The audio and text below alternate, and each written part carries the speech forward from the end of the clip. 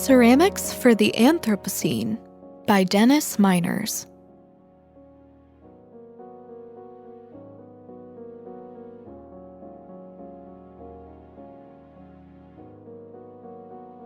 Dennis Miners is a Portland, Oregon-based ceramic artist whose work channels energy that creates a visual depiction of the effects of human influence on nature and the ecosystem shared with the animal kingdom.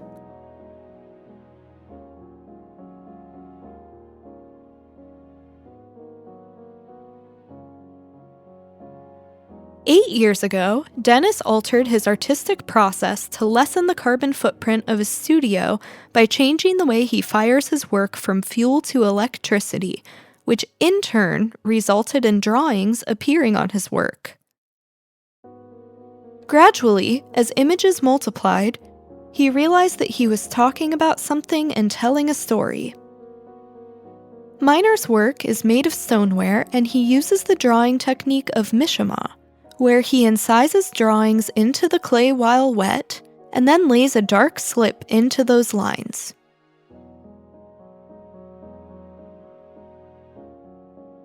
His variation on the classic mishima involves using thin washes of slip to achieve grays of the fur, feathers, and scales of the animals that grace his work. All of us, when we take time from our busy lives to notice, know of that bird we no longer hear, or that butterfly we no longer see, or that fish we used to buy at the store that has been unavailable for years. It's easy to not notice and hard to see what isn't there. This show is about that.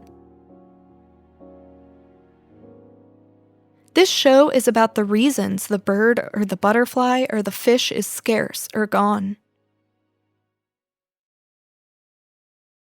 This is a portrait show, portraits of a few of the creatures we are driving off of the earth. Many, many are in precipitous decline, and if, as predicted, they disappear, these portraits on well-fired ceramic will stand for them and remain here for a very long time. That seems important to me. Dennis Miners.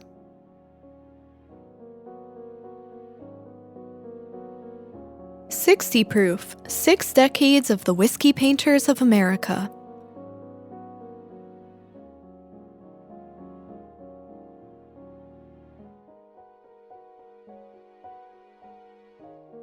The Whiskey Painters of America, or WPA, was started in the late 50s and chartered in 1962 with the club electing a president and forming a constitution and bylaws with rules for membership requirements. It started in Akron, Ohio with a small group of professional artists belonging to the Akron Society of Artists, and one individual in particular, Joe Ferrio, who was instrumental in the formation of the Whiskey Painters of America. Joe, traveling extensively for work and longing to paint on these trips, devised a small palette out of an aspirin box divided with plastic strips to hold his paint, and devised a screw-together brush, like a pool cue, that would fit inside his small box along with strips of watercolor paper cut to about 4 by 5, so that all could fit neatly into his shirt pocket. After business hours were completed, Joe would retire to the nearest watering hole for relaxation and friendly imbibing. He would take out his small painting kit, and to the delight of the bartenders and patrons, produce one of his miniature masterpieces by dipping his brush into his glass of booze, which he would then give away. Back among his cohorts from the Akron Society of Artists, he encouraged each to do likewise when they got together for libations after their regular meetings. After they finished their paintings, they would put them all into a hat and retrieve one, thus having a great time and going home with a fellow artist's painting. To encourage this, Joe had his plastics factory design and produce mini palettes, which were to be distributed to his friends. Many of the artists still use those original palettes today. One foggy night in 1962 at the Tangier nightclub in Akron, Ohio, Approximately 14 members met, formed a charter with bylaws, governing rules. They elected a president and trustees and named it the Whiskey Painters of America. The purpose of the organization is to promote the fine art of painting in miniature, to promote good fellowship among imbibing artists, to prove to fellow bar habituates that loud music and free verse are not necessarily adjuncts to good art, to permit an artist to enjoy 2 of the 3 greatest pleasures in life while sitting on a bar stool or at a dimly lit cocktail table, to add interest to an otherwise dull evening. To become a member in this exclusive organization, an applicant must have a bona fide member of the Whiskey Painters of America as a sponsor. Unwritten rules require that an applicant paint a watercolor by candlelight after 10 p.m., no larger than 4 by 5, dipping their brush in some form of alcohol.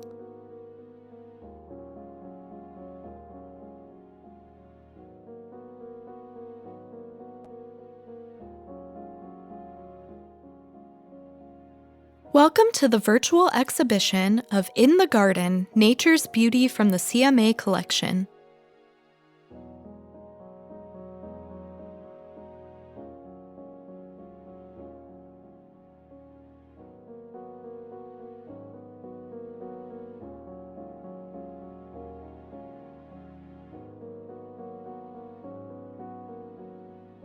In the Garden, Nature's Beauty from the CMA Collection.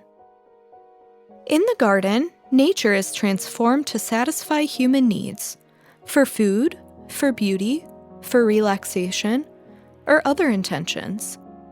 The cultivation of crops and the creation of gardens were among the first achievements of human culture. Perhaps appropriately, the word garden conveys a sense of a protective enclosure, a place set apart. And just as the gardener has explored the possibilities of the garden, so has the artist. Throughout history, certain subjects have resonated particularly strongly with artists and audiences alike, with gardens at the forefront. A theme that has attracted artists for centuries, the oldest known depiction of a garden is an ancient Egyptian relief sculpture dated circa 3000 BC that features palm trees and waterways. Depictions of botanical elements can be found in many of the most significant art movements, whether carved into 3-dimensionality or brushed into a still life. It is not difficult to imagine the artists struck by the beauty of the garden, finding it a respite from the struggles of everyday life. Beyond beauty, the image of the garden can be ripe with meaning. People have long imbued the garden with personal, cultural, and religious significance. Oftentimes, an artist's rendering of a garden has a deeper meaning than simple representation, whether consciously or subconsciously committed.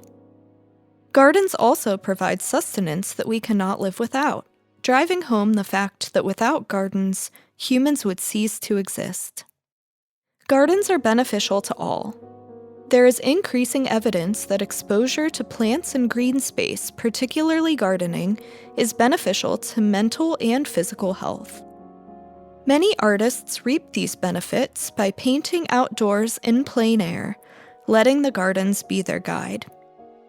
The garden in art, like the garden itself, celebrates the bond between humanity and nature.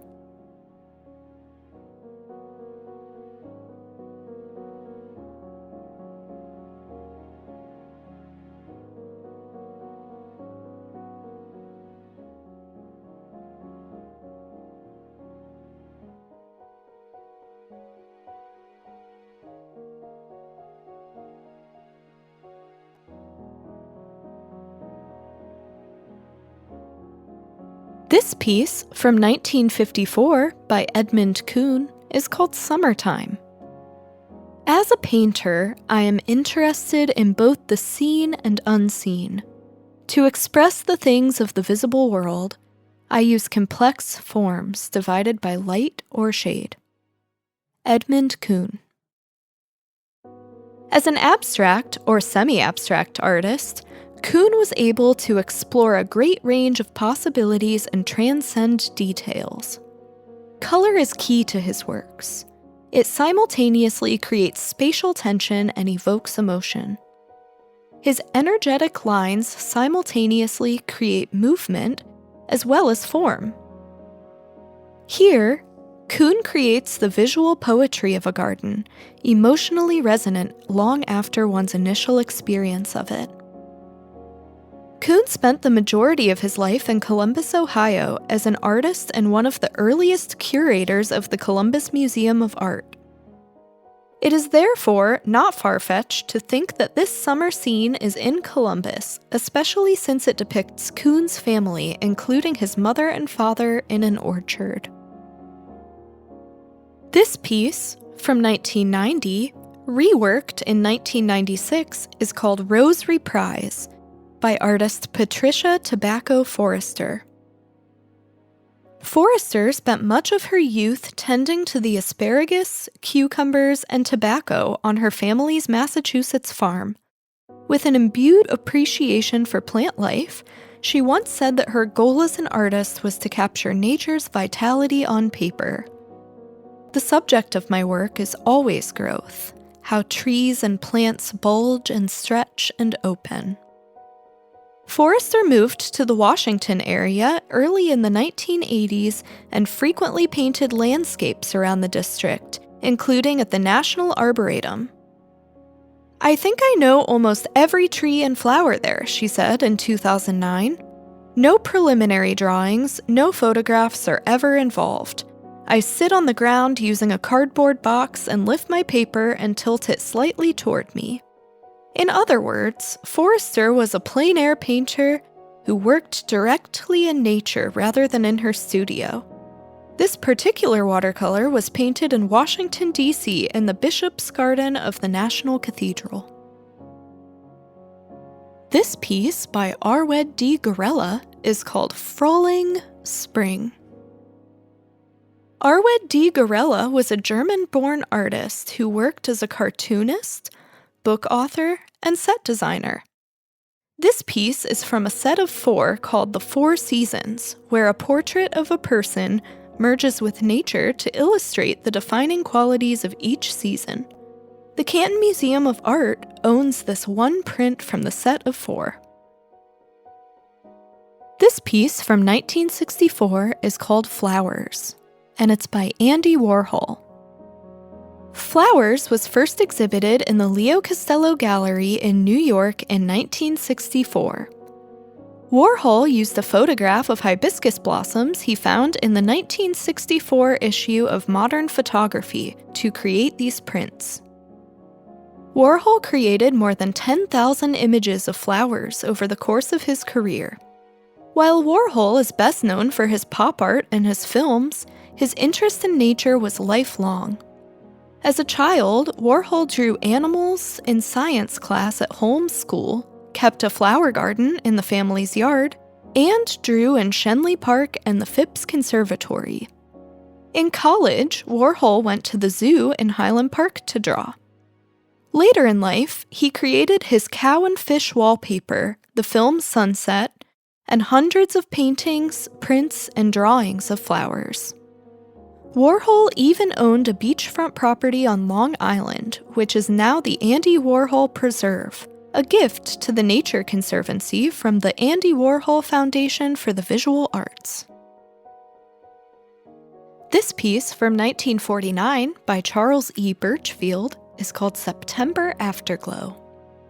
Best known for his romantic, often fantastic depictions of nature, Birchfield developed a unique style of watercolor painting that reflected his profound respect for nature. He painted scenes that he saw outside of his bedroom window, or in his family's garden, or even on walks in his neighborhood. Half of his lifetime output of art was produced while living in Salem, Ohio.